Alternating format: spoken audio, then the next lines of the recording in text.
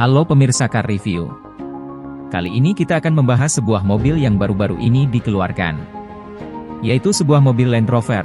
Mari kita simak penjelasannya.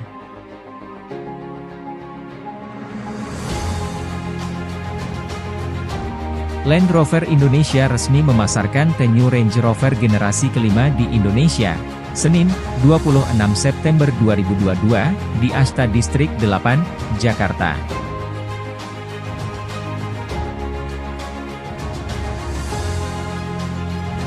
Pada peluncurannya, dipamerkan Range Rover First Edition Short Wheelbase berkelir hitam. Mesin yang digunakan adalah bensin 3000 cc 6 silinder segaris. Untuk harganya, mulai 5,9 miliar rupiah off the road.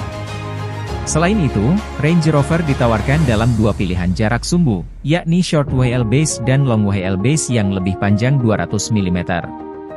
Sedangkan mesinnya, tersedia dalam beberapa varian.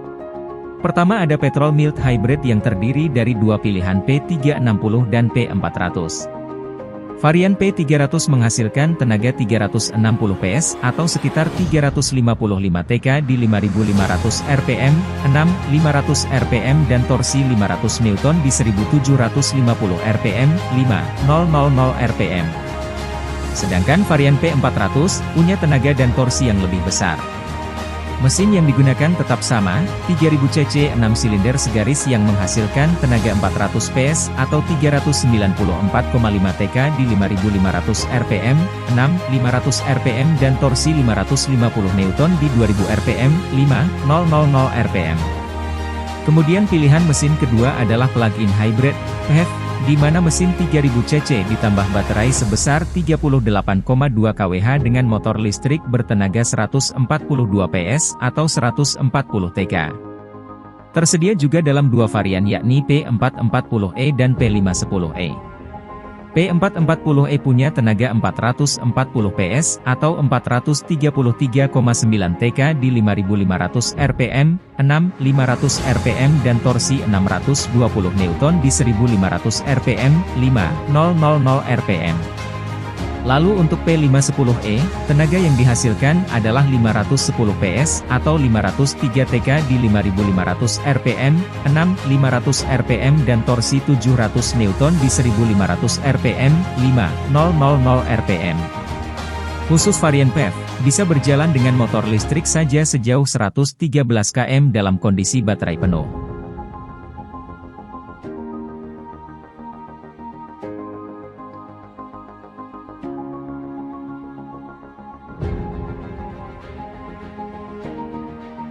Secara tampilan luar, memang tidak begitu jauh berbeda dengan generasi sebelumnya.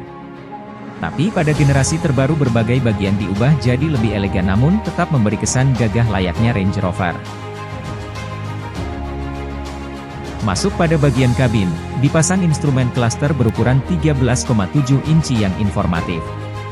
Selain itu di tengah ada sistem hiburan dengan layar sentuh berukuran 13,1 inci yang curved atau melengkung. Pada layar hiburan tersebut, bisa juga ditayangkan 3D surround kamera yang bisa memudahkan ketika mau parkir.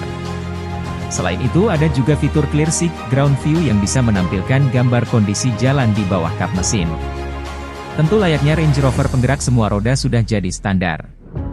Pada generasi terbaru ini sudah dibekali dengan Terrain Response 2 yang bisa menentukan mode berkendara sesuai kondisi jalan secara otomatis.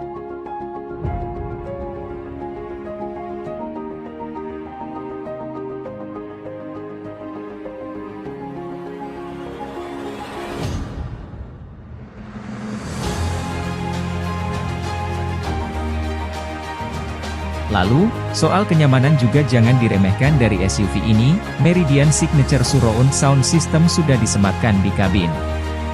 Ditambah pada bagian kaki-kaki juga sudah menggunakan suspensi udara. Range Rover terbaru ini memang punya bodi yang bongsor, panjangnya saja sekitar 5 meter. Tapi jangan khawatir sulit melakukan manuver, karena sistem all-wheel steering sudah disematkan dan punya radius putar 11 meter saja.